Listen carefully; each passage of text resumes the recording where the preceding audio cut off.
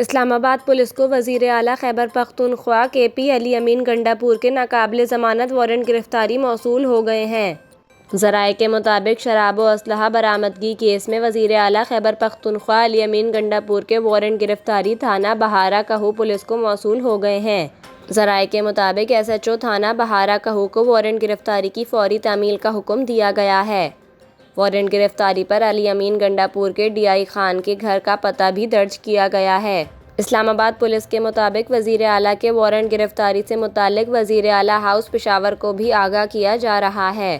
واضح رہے کہ ڈسٹرکٹ اینڈ سیشن کورٹ اسلام آباد نے اسلحہ اور شراب برآمدگی کے کیس میں علی امین گنڈاپور کی طبی بنیادوں پر حاضری سے معافی کی درخواست مسترد کر دی تھی۔ عدالت نے وزیر اعلیٰ خیبر پختونخوا علی امین گنڈاپور کی حاضری سے استثناء کی درخواست مسترد کرتے ہوئے ان کے ناقابل ضمانت وارنٹ گرفتاری جاری کر دیے۔